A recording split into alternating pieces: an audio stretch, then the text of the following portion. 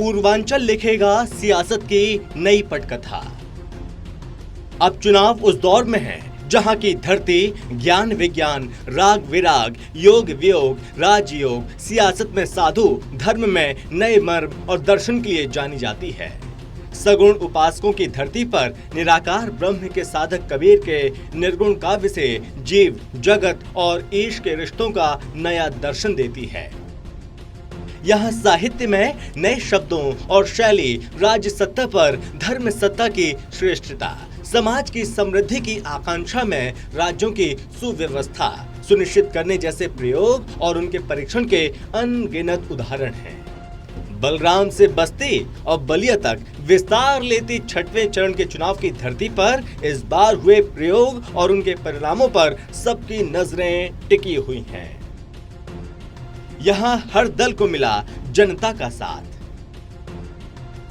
कभी कांग्रेस तो कभी बसपा, कभी समाजवादी पार्टी तो कभी राष्ट्रवादी राजनीति को महत्व देने के प्रयोग इस धरती पर दिखाई देते रहे हैं। प्रयोग हो भी क्यों ना, आखिर जमीन का इतिहास और उसके सरकार भी ऐसे ही रहे हैं।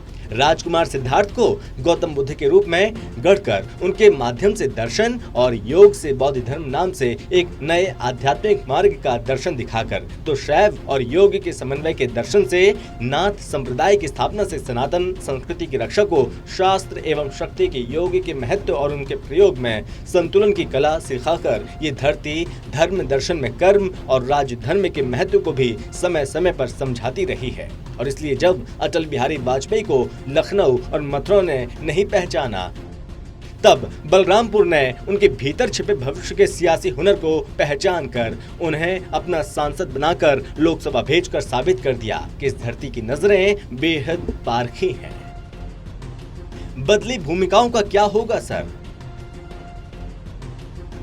इस मैदान में उतरे कुछ प्रमुख महारथियों की भूमिकाएं 2022 में 2017 के मुकाबले बदल गई हैं। मुख्यमंत्री योगी आदित्यनाथ खुद भी मतदाताओं की कसौटी पर हैं। पिछली बार वो सिर्फ गोरखपुर के भाजपा सांसद और स्टार प्रचारक थे। इस बार वो चुनावी संग्राम में गोरखपुर सीट से प्रत्याशी होने के कारण महारथी भी हैं। तो मुख्यमंत्री के नाते भाजपा की चुनावी सेना के प्रमुख सेनापति भी किसी भी सरकार के काम और निर्णय वहां के चुनाव की कसौटी पर कसे जाते हैं। लेकिन इस छठे चरण के संग्राम में योगी के खुद मैदान में होने से हिंदुत्व की विरासत लेकर विकास तक के कामों पर सीधी परीक्षा होने से ये चरण ज्यादा ही खास बन गया है। दांव पर लगी साख। गोरखपुर से सीएम योगी आदित्यनाथ की प्रतिष्ठा दांव पर लगी है। तो वहीं कभी भाजपा के रथ पर सवार रहे स्वामी प्रसाद मौर्य इस बार विरोध में मैदान में है।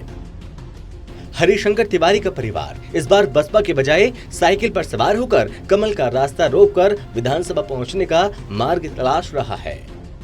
पूरे 5 साल सुर्खियों में रहने वाले भाजपा के बलिया के बैरिया से विधायक सुरेंद्र सिंह टिकट कटने के बाद बागी होकर भाजपा का रथ रोकने में जुटे हैं।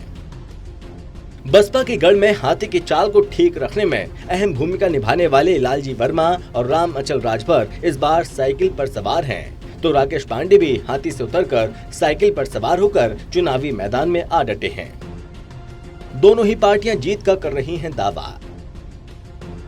बीजेपी का पूर्वांचल सीएम योगी के साथ खड़ा है और पूर्वांचल से भाजपा को अप्रत्याशित सफलता मिलेगी। इसमें जोरदार छक्के लगेंगे और भारतीय जनता पार्टी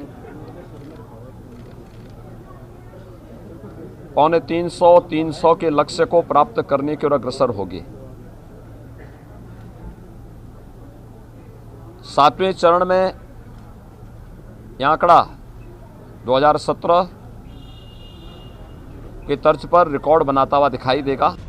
तो वहीं सपा का दावा है कि प्रदेश की जनता सपा की ओर देख रही है। अन्य चरणों की तरह ही छठवें चरण में भी सपा को ज्यादातर सीटें मिलनी तय हैं।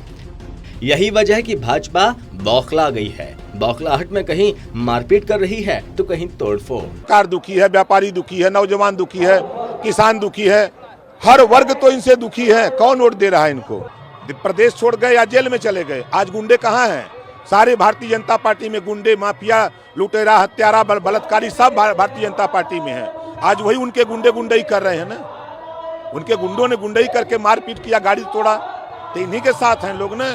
इस बार इनकी सारी गुंडई, सारी गर्मी आज निकल रही है और 7वां चरण में आते आते पूरा एकदम निकल जाएगी, ये शिमला की तरह हो जाएंगे। बहरहाल बस्ती से बलिया तक फैले पूर्वांचल के एक हिस्से में बदलावों के काम और लोगों की अपेक्षाओं पर भाजपा सरकार का इम्तिहान होने जा रहा है।